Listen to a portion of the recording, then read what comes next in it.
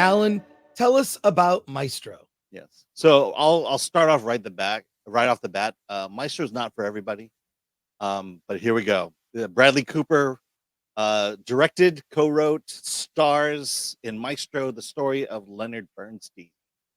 We start movie start. This is going on Netflix. Um, Starts back at the moment when Leonard Bernstein was called at the last moment to conduct the New York Philharmonic at Carnegie Hall. His performance was incredible, and it launched a career of a great composer, conductor, and Broadway composer as well. From here, his career launches. He's the talk of the town. He's hobnobbing with the best of New York, and he meets Felicia, who's played by Carey Mulligan.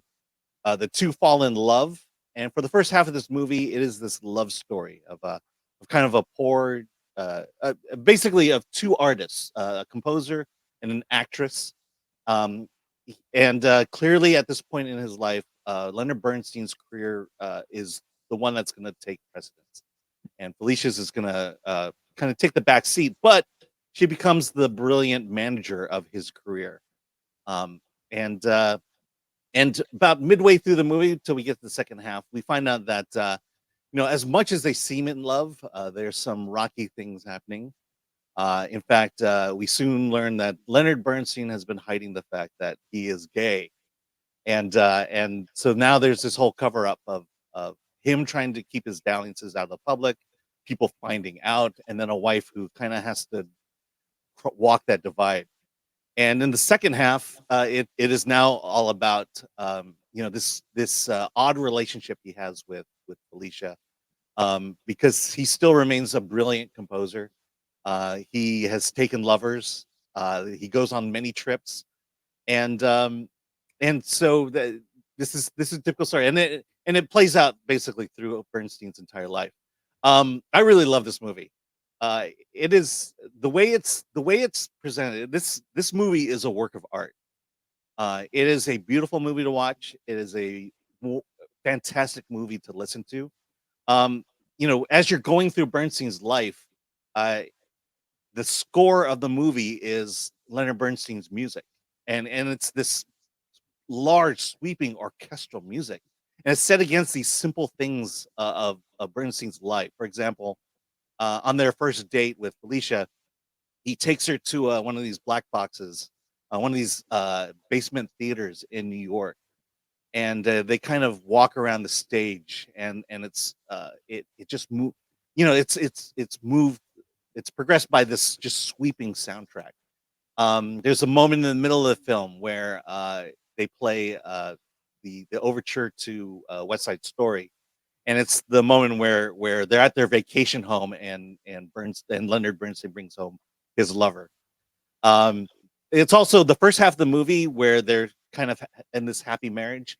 It's shot in black and white, and it's very much Cooper Bradley Cooper is a student of cinema, and the way he shot that first half of the movie, black and white, it's great. And then the second half is shot in color, and in that kind of 60s and 70s style of cinematic filmmaking. Um, Bradley Cooper himself, he uh he becomes Leonard Bernstein.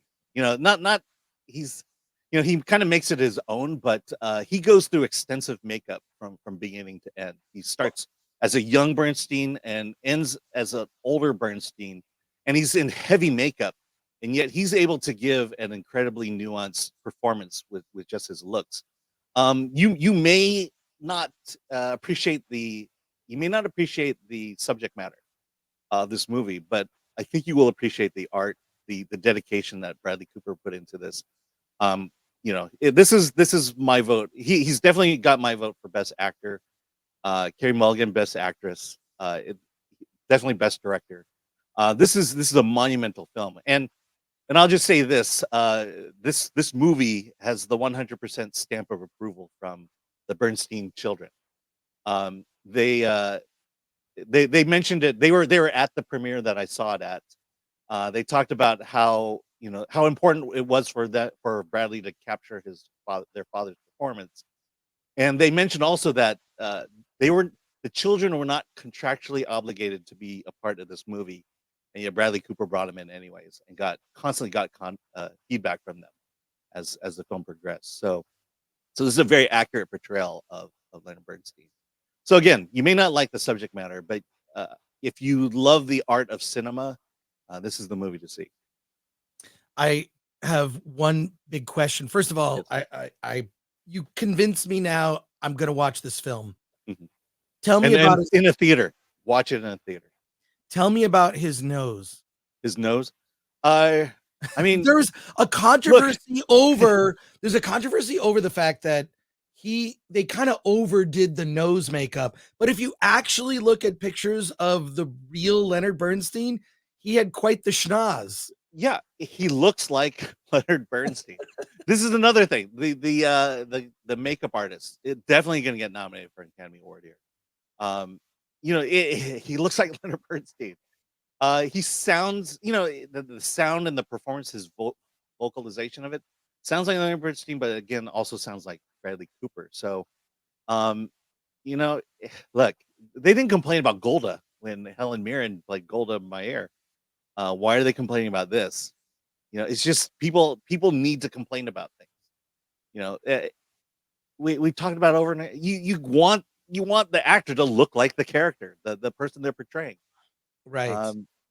Even what Renee Zellweger when she did Judy Garland, she they made her look like her. I mean, Right. I don't know why this is a controversy. That's my frustration. Well, I don't know. I feel like I know why it's a controversy. I don't know why a lot of these controversies are manufactured. So I don't know. I mean, what can you say? I just think, I guess, is it distracting? No. Well, no. I mean, I think the part of the problem is going in to watch it. It was in my mind. The controversy was in my mind. So yeah, it stands out. But if you just take it as someone who, an actor who wants to look like the actual person, then you have to blame Leonard Bernstein for that.